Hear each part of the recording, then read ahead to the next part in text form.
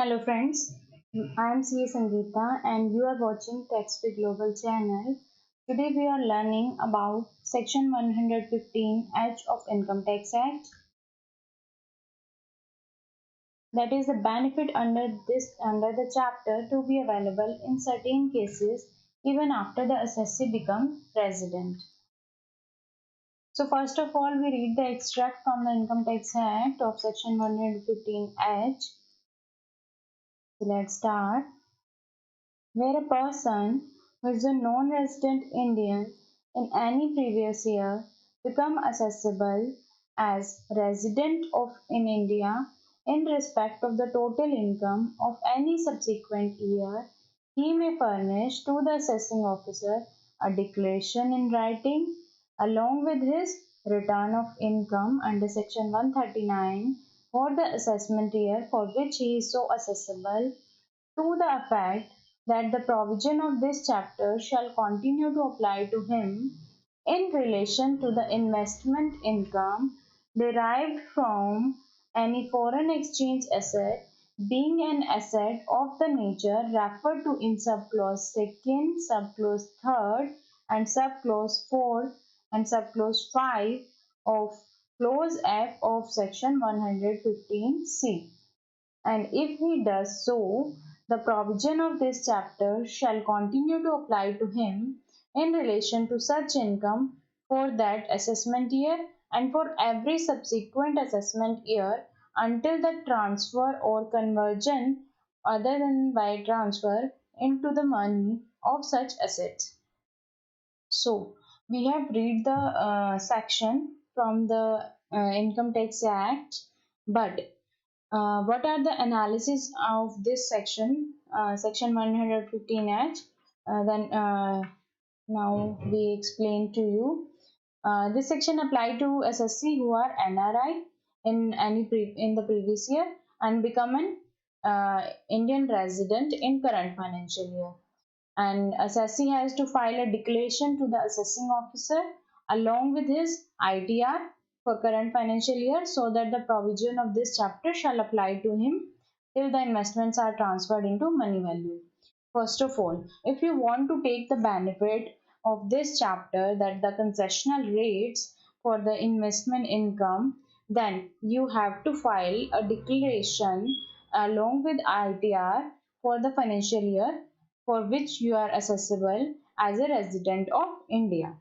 Then you have to file a declaration, and the declaration mentioning that the benefits under this section will apply only to the income from the foreign exchange assets.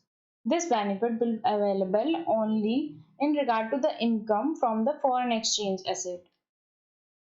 An NRI can get a concessional rate on their tax at the rate of 20% of the investment income and 10% concession on tax for long-term capital gain from specified asset. And what the benefit will be available? The concessional rates on the investment income and the long-term assets, that are 10% on long-term capital assets and investment income 20%. Benefit of concessional levy under this section can be availed for all the assessment year until and unless the asset is converted into money. You can take the benefit until and unless the foreign exchange assets are converted into money. And the benefits under this section are also applicable to dividend income with effect from 1st April 2021.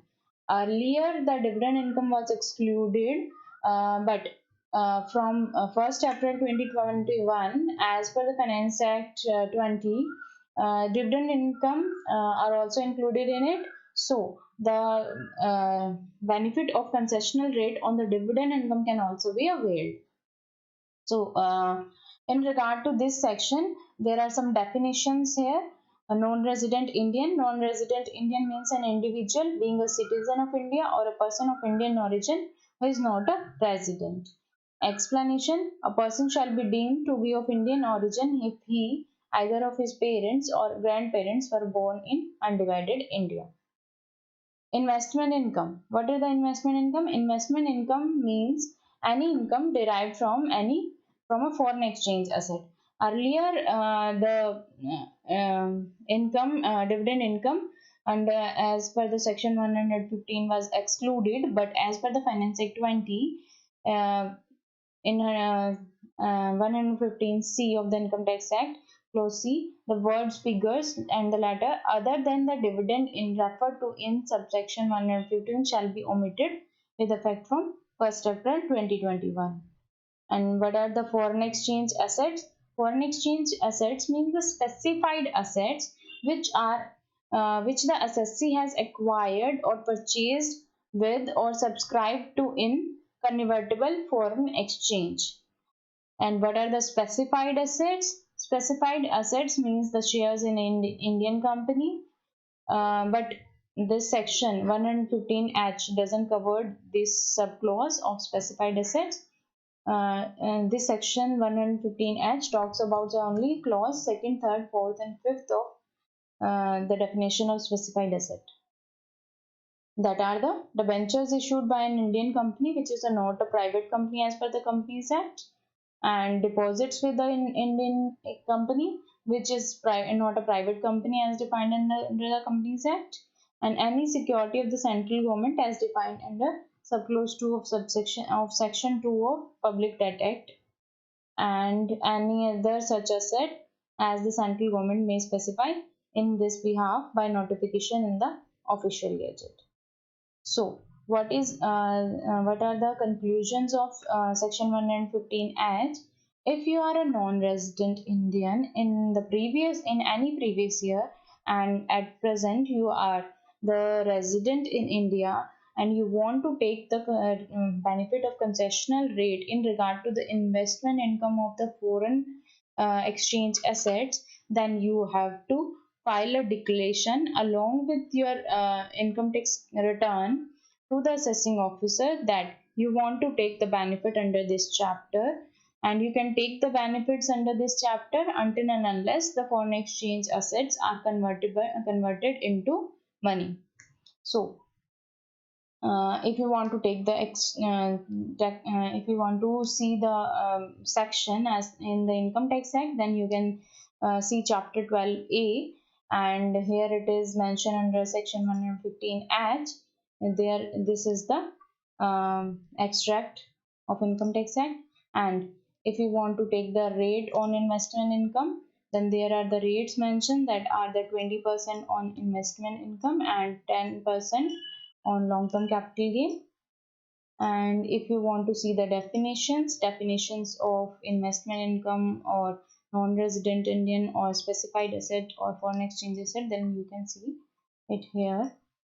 Although I have covered all these definitions and all the information relating to this section under this article, which is available on our website www.taxweekglobal.com, and you can read it here, and we will also share the link of this website in our description.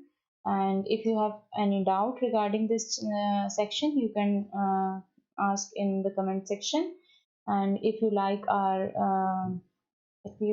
video, then you can like and share the video, and please subscribe our channel TaxWeek Global, so that the informations relating to income tax and the GST or any other compliances, you can get it from our channel. Thank you, friends.